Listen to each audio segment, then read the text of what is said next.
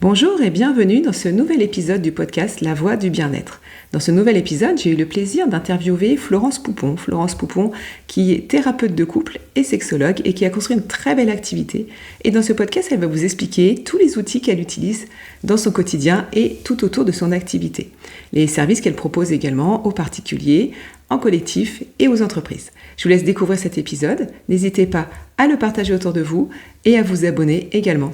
À très vite de l'autre côté. Bonjour Florence, Bonjour Carole, bienvenue dans le podcast de la Voix du bien-être. Je suis très heureuse de t'accueillir aujourd'hui. merci à toi de ton invitation. Voilà, donc du coup on va pouvoir parler un petit peu de ton activité, de tout ce que tu fais, de voilà les nombreux outils que tu utilises, voilà de tout ce que tu fais. Donc je vais juste te laisser voilà nous présenter ton activité et puis après on discutera du reste. Ok. Moi je suis thérapeute de couple et sexologue et, D'accord. euh, je suis aussi comédienne donc je dis ça parce que tout est en lien et tout est relié. Donc j'ai plusieurs activités en effet. J'ai une première activité qui est que je consulte. J'ai des consultations à mon cabinet, donc on partage le cabinet ensemble, Carole, Tout à fait. au Havre, en thérapie de couple et sexothérapie. J'interviens aussi, j'anime des ateliers collectifs auprès, là en ce moment par exemple, c'est les personnes âgées sur tout ce qui est psychocorporel, le bien-être, la confiance en soi. Et j'anime aussi des formations en vie affective et sexuelle. Et, euh, et, euh, et donc, j'ai aussi créé un spectacle qui s'appelle Hôpital 1.0 sur tout ce qui est l'organisation du système de santé. Et le but de ce spectacle, c'est de le présenter aussi en fait à tout public soignant, les établissements de soins, et ensuite aussi pouvoir former les personnels en fait, enfin réfléchir à faire des ateliers d'échange par rapport à tout ça pour réfléchir sur le bien-être au travail, la souffrance au travail. Ouais. Et, euh, et donc voilà. Ouais. Donc voilà, on est plutôt sur tout ce qui est autour euh, du corps, du mouvement, de la parole, et surtout comment en fait trouver en fait un moyen d'être mieux dans sa vie, mieux dans sa peau, mieux dans son corps, mieux dans sa tête. Ouais. Comment on peut se sentir plus libre, comment on peut se libérer aussi des fois des chaînes du passé. Ouais. Euh, Comment on peut recommuniquer mieux avec là son partenaire, mais aussi mieux en entreprise. Enfin voilà, donc on est vraiment sur tous ces grands sujets-là qui D'accord. m'animent. Et la question du D'accord. désir aussi, évidemment, la question du désir, mais plus large que juste le désir sexuel, la question du désir qu'est-ce qui fait un peu que je suis sur Terre aussi, qu'est-ce qui m'anime, qu'est-ce qui me fait me réveiller le matin, c'est quoi mon élan vital. C'est voilà, et ça c'est aussi tout ce qui m'anime, c'est vraiment tout de cette question-là. D'accord. Mm. Ouais, donc tu as une palette très très large d'activités et tu fais plein de choses. Alors c'est vrai qu'en sophrologie, on travaille beaucoup sur le psychocorporel aussi, donc tout ce qui est voilà relation aussi à son corps, à tout ce qui est les ressentis, etc. Donc c'est vrai que c'est intéressant. C'est intéressant de pouvoir vraiment s'intéresser à, comme tu dis, à tout cet élan vital, toutes les choses qui nous animent au quotidien. Donc du coup, explique-nous un petit peu comment, par exemple, quand tu es à ton cabinet, comment se déroule une séance globalement. Quand tu as des personnes qui viennent te voir, quels outils tu utilises, voilà, principalement dans un premier temps? Alors, tout d'abord, quand les personnes viennent me voir, que ce soit en individuel ou en couple, le premier outil que je vais avoir, c'est l'anamnèse. Donc, c'est-à-dire Ouais. que c'est pas mal de questions que je vais poser. Alors, ça va pas être un questionnaire Mhm. Bah oui, oui, à tout à chaque fait. question. Voilà. Ça va être quelque chose d'assez Ouais. fluide. Des fois, il peut y avoir une question qui est posée plus tard dans les séances, mais en tout cas, c'est important, notamment quand il y a des problématiques autour du désir. En fait, c'est tellement multifactoriel que c'est vraiment le premier outil qui va être essentiel pour voir déjà, par exemple, les questions du désir, s'il y a des problèmes de désir, ça peut être des fois juste lié à la prise d'un médicament, ça peut être lié à un trouble de santé, ça peut être lié aussi à un déséquilibre hormonal, enfin par exemple, tu Ouais. vois. Et rien que, c'est important déjà d'aller voir aussi ce côté-là. Donc si on occulte aussi complètement le côté physiologique, on peut passer à côté de quelque chose Ouais. qui va aussi permettre de faire rentrer dans l'ordre beaucoup plus facilement. Je pense aussi à la pilule, Ouais. avec l'impact qu'il y a sur la libido. Et quand des femmes, elles me disent, j'ai arrêté la pilule, en fait, j'ai remarqué qu'il y avait beaucoup, et ça avait vraiment une différence. On D'accord. se rend compte que c'est intéressant d'aller voilà, faire cette anamnèse-là. Donc ça, c'est D'accord. la première chose. Ça, c'est bien. Ouais. Ensuite, les outils que j'utilise, j'ai envie de te dire, euh, alors, je vais te parler des outils, hein, mais je trouve que l'outil est important, mais l'outil ne fait pas tout. Je pense que ce qui est le principal, ce qui compte le plus en fait, ce qui est vraiment le principal atout d'un travail thérapeutique, c'est la relation thérapeutique, c'est la relation en fait avec le ou la thérapeute. Et qu'on a beau avoir en fait une batterie d'outils, si l'alliance thérapeutique, si la confiance dans le thérapeute, si cette relation de confiance n'est pas établie, on aura beau amener tous les outils qu'on veut, de toute façon, le travail, il se fera pas. Voilà. Donc, des fois, c'est possible. Il y a des patients, des fois, je sais pas, t'en as qui disent, bah, je suis allé voir d'autres sophrologues, je sais pas, le travail, c'est pas, Ouais. ça l'a pas fait. Pour plein de raisons. Soit la personne n'était pas prête, soit le thérapeute n'était pas la bonne personne aussi pour lui et pour elle. Donc, Exactement. ça, c'est vraiment important Mm. de sentir qu'on est vraiment sur, pour moi, l'outil principal, qui n'en est vraiment pas un, c'est la relation thérapeutique. Ouais, c'est ça. Ça, c'est la base. Ouais. Après, du coup, dans le travail thérapeutique que je vais faire, moi, j'ai une formation, en fait, ça fait plus de 20 ans maintenant que je suis formée à tout ce qui est communication non violente. D'accord. Euh, avec aussi l'entretien motivationnel qui rejoint un peu la communication non violente, c'est-à-dire qu'on est vraiment sur justement une façon d'être avec le patient Mm. pour être vraiment à l'écoute de son corps, en fait, de ses sensations physiques, Ouais. de ses émotions, Ouais. des besoins que la personne peut avoir. Et on est vraiment sur une façon de communiquer à soi, avec vraiment le travail d'auto-empathie, et avec l'autre. Mm. Et ça, vraiment, quand je travaille notamment avec les couples, même quand les personnes viennent en individuel, souvent les personnes sont en couple. Il peut y avoir des personnes célibataires, mais souvent les personnes sont en couple. Donc forcément, on est aussi sur la communication et l'aspect relationnel avec l'autre. Donc la question, c'est comment on entre en communication avec l'autre, Ouais. comment je suis en communication avec moi, comment je peux clarifier d'abord ce qui se passe pour moi Mm. avant d'aller vers l'autre. Et donc là, la communication non violente, moi j'ai trouvé que c'était un bel outil. Donc c'est quand même, donc je rappelle, c'est Marshall Rosenberg Mm. qui est le père de la communication non violente. Il y a aussi Thomas Dazambourg qui a beaucoup travaillé aussi là-dessus. Il y a Apprenti Girafe aussi sur les réseaux qui a fait plein de dessins là-dessus qui sont D'accord. super. Enfin, je vous donne, voilà, il y a Armella aussi, donc ça c'est plusieurs Ouais. auteurs.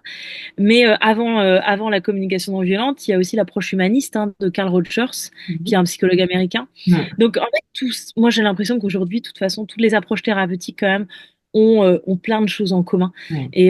Et puis, ce qui compte pour moi, c'est l'approche intégrative, c'est-à-dire que des fois, je vais parler un peu aussi plus de façon plus avec la psychanalyse, parce que moi, je suis supervisée aussi par un psychanalyste, psychologue, D'accord. psychothérapeute.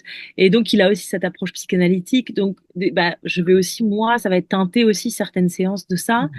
Mm. Je me suis formée à la psychogénéalogie. Donc là D'accord. aussi, c'est une Ouais. approche, en fait, pour se dire que on n'est pas un individu tout seul, on est un individu qui fait partie d'un environnement. Ouais. Donc, c'est l'approche systémique, hein, la Ouais. psychogénéalogie, c'est l'approche systémique. Et dans cette approche systémique-là, c'est vraiment intéressant de se dire, mais qu'ont vécu mes ancêtres? Mm. Et notamment, moi, j'observe sur tout ce qui est sur la sexothérapie, par exemple, c'est intéressant de voir quand il y a des troubles du désir, par exemple, ou quand on sent que le corps, par exemple, il est dans un blocage. Si la personne n'a pas vécu de violence elle-même, d'agression, d'abus, ça peut être intéressant de remonter un peu plus haut au niveau des grands-parents, au niveau des arrière-grands-parents, D'accord. parce que il y a des études là récemment hein, qui ont montré que si tes ancêtres euh, ont vécu des traumatismes, que ce soit des Mm. traumatismes de guerre, que ce soit des abus, des viols, Ouais. voilà, tout ce qui est trauma, en fait, ça peut, donc je dis bien ça peut, c'est pas D'accord. systématique, ça peut s'inscrire en fait ça peut modifier le génome, une Ah partie oui. du génome dans D'accord. le lait. Voilà.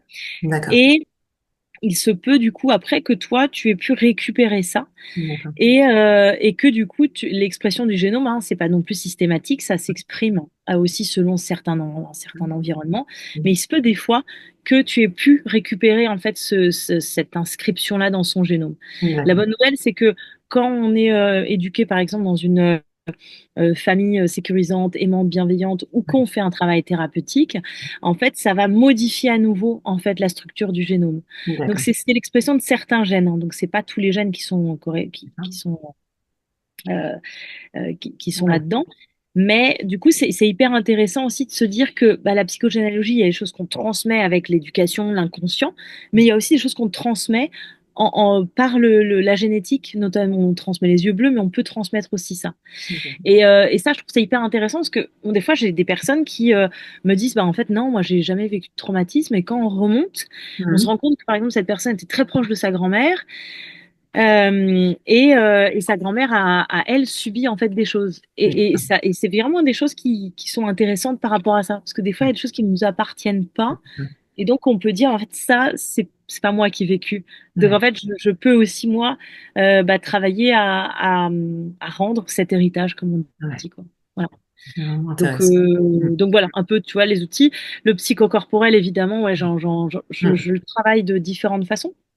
Soit je le travaille, bah, du coup, avec la parole, c'est-à-dire Mhm. bah, de demander aux personnes comment elles se sentent. On peut travailler aussi avec la relaxation. Ouais. Moi, j'ai une patiente avec qui je travaille que en psychocorporel et donc on fait tout un travail du mouvement, de corps en mouvement, inspiré de la danse, inspiré euh, de la relaxation spécialisée, moi, de tout ce qui est sexothérapie, c'est-à-dire vraiment sur le bassin, sur la génitale, sur les organes génitaux. D'accord. Donc ça, c'est vraiment intéressant. Et puis quand je vais en collectif aussi, bah du coup là je travaille, bah là récemment, tu vois, j'étais la semaine dernière avec des personnes âgées et donc Mhm. je leur ai fait faire des exercices aussi bah, sur le corps, sur de eux à eux, et puis aussi de partage avec l'autre à deux.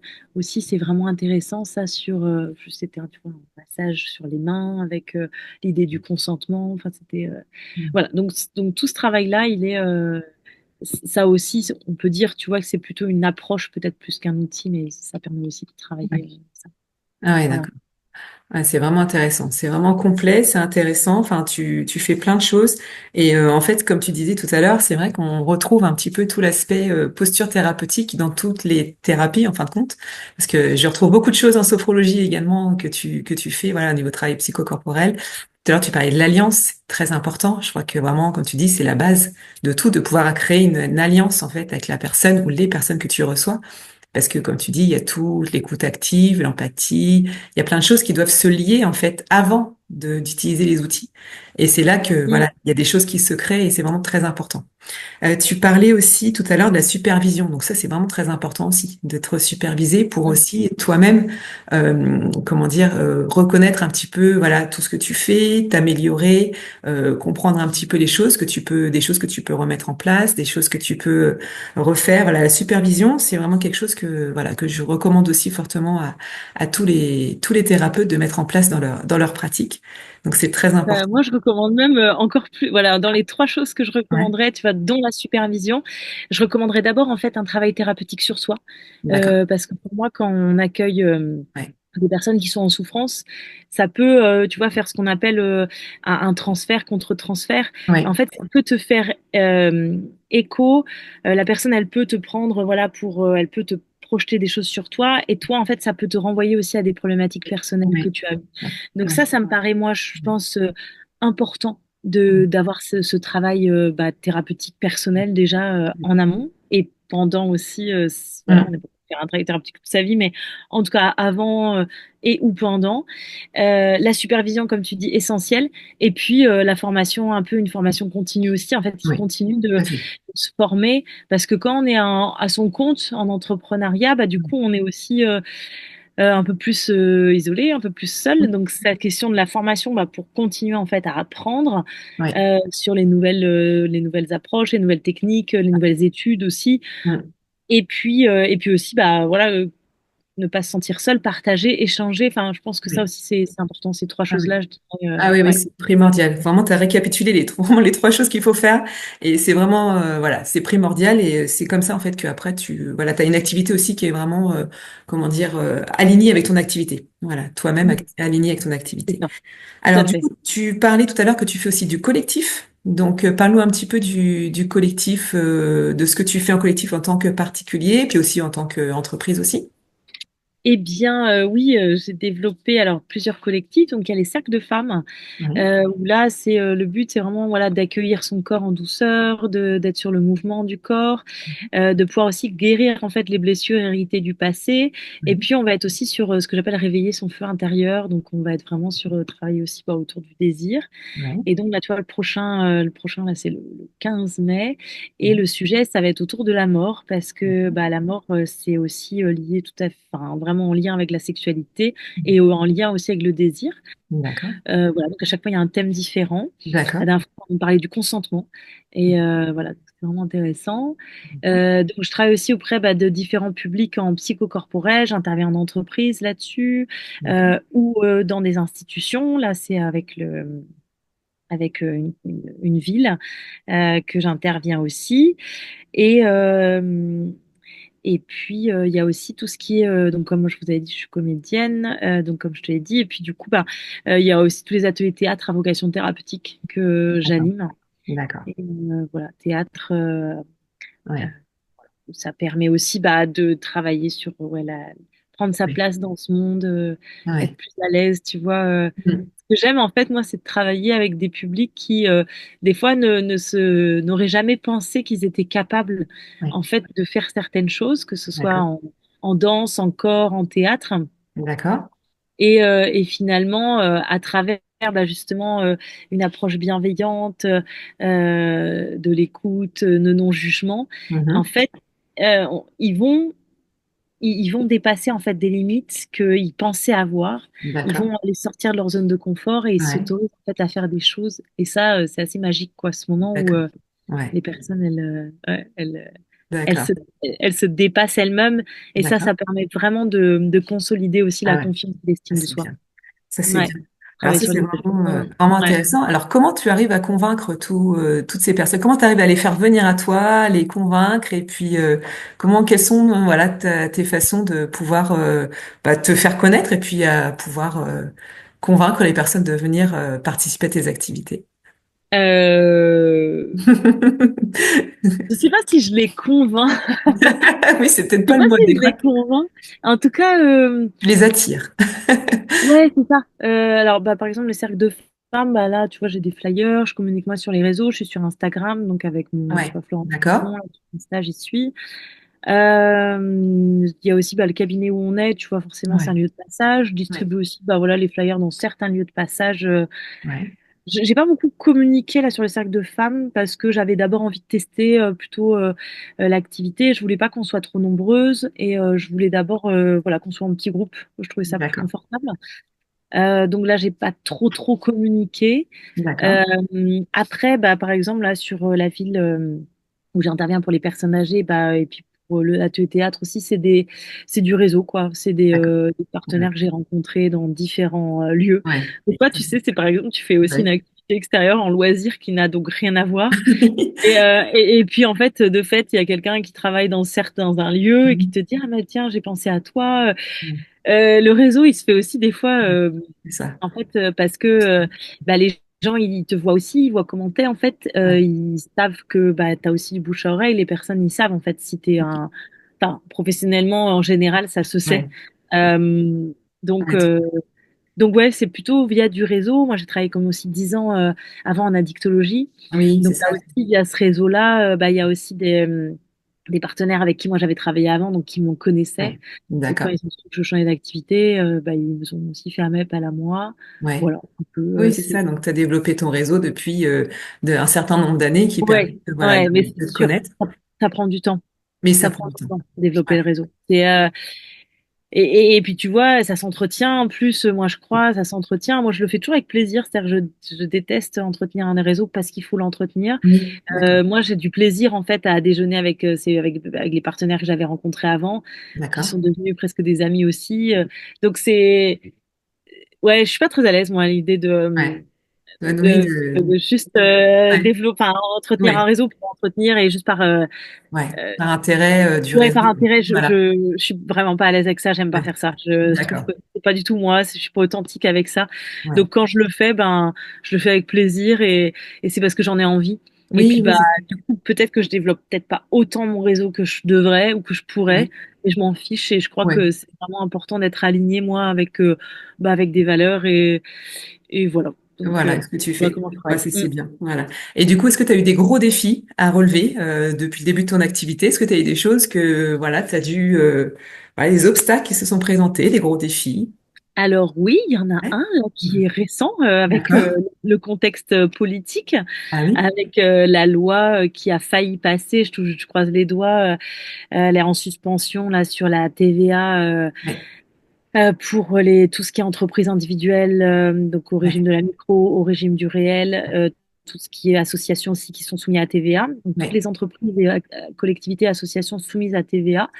Donc, je sais pas si Ouais. tu le sais, toi, tu es au Oui. courant, mais C'est- pour ceux qui nous écoutent, en Oui. fait, il s'agissait en effet de se dire que toutes les personnes, donc que celles que je vous ai citées, qui dépassaient un chiffre d'affaires, hein, donc c'est pas notre Ouais. bénéfice, le chiffre d'affaires de Ouais. plus de 25 000 euros, Ouais.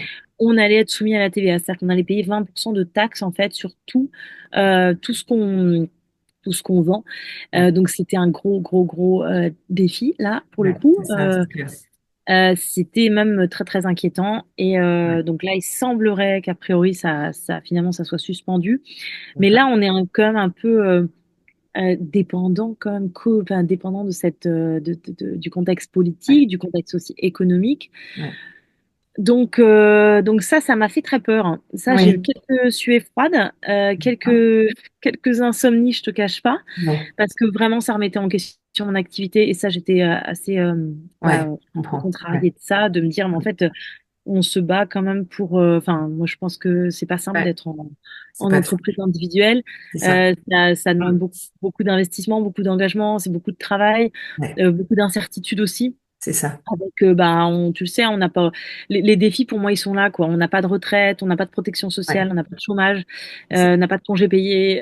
Donc Ouais. le défi il est là quoi. C'est de se dire je reste tranquille, zen, Oui. Oui. j'ai de l'espoir, je reste Oui. confiante sur l'avenir. Oui. Et là le défi pour C'est moi, ça. mais défi Ouais. pas journalier, hein, pas quotidien, mais régulièrement tu as des petites montées comme ça de tu regardes ta Ouais. compta, t'es là, Ouais. ok ça va à peu près, mais Mm. qu'en Voilà. est-il? Donc ça c'est le défi presque Oui. ouais presque quotidien Ouais. de l'entrepreneuriat. Parce que sinon en soi, moi j'aime beaucoup ce que je fais. C'est formidable comme métier. Enfin, Ouais. moi j'adore. Je trouve que mes patients ou les groupes que j'ai avec qui je travaille c'est des gens formidables. Ils sont super quoi. Ils sont Ouais. adorables. Ils sont hyper, hyper gentils. Ils ont envie. Enfin vraiment, Ouais. c'est Ouais. Ouais, c'est super ça. quoi. Oui, donc Donc, du coup, donc les défis, il est plus, tu vois, économique et politique dans cette ambiance-là.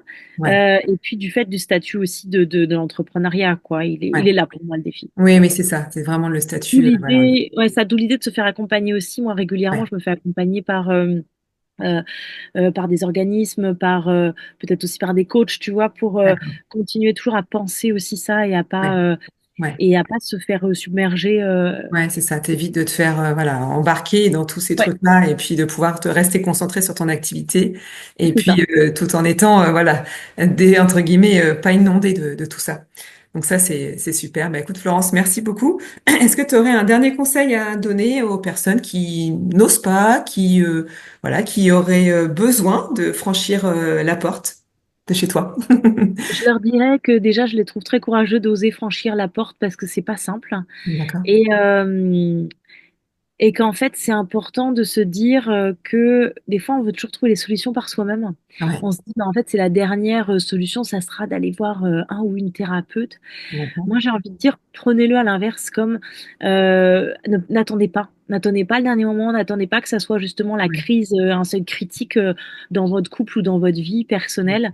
Euh, c'est important aussi des fois de se dire bah là je sens que ça commence à plus aller, bah, c'est le moment de consulter, de Ouais. pas attendre que vraiment là ça soit vraiment critique quoi. Ouais, que les choses s'installent profondément, que ce soit cristallisé, et puis qu'après, Ouais. voilà, le travail Et est tu sais, fait. c'est comme quand t'as mal au genou en fait, si Ouais, t'entends, tu sens que t'as commencé à avoir mal au genou et que t'attends et ouais, qu'en général tu vas voir le kiné au bout de 6 mois, il ouais, va te dire mais c'est ouais, pas 3 mois de rééducation qu'on va avoir besoin, c'est un an parce que ouais, vous avez attendu en fait tellement que mm, là en fait votre genou il est dans un état où ça va prendre ouais, beaucoup plus de ouais, temps. c'est ça. Et ben non, je compare ça aussi à ça, tu vois. Mm, Plus t'attends, plus du coup il y aura aussi besoin de temps, d'énergie. Ouais, Et donc c'est un gain de temps et d'énergie ouais, complètement. psychique et puis d'argent aussi Ouais, exactement. que d'aller plus en amont.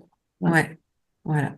Ok, bon bah super. Bah écoute, merci beaucoup Florence pour cette interview qui est très enrichissante. Je pense que voilà, tu vas inspirer beaucoup de monde, que voilà, les personnes. Merci à toi, Ouais, ouais, je pense que Florence. ça va être vraiment très intéressant. Je vais mettre en dessous de la vidéo les liens pour pouvoir te contacter, te retrouver. Donc les personnes pourront voilà, te contacter et te retrouver sur les liens que je vais mettre en dessous de la vidéo. Je te remercie beaucoup de ton temps et puis je te dis voilà, à très bientôt en tout cas. Merci Carole, à très bientôt. Merci, à Au bientôt. revoir.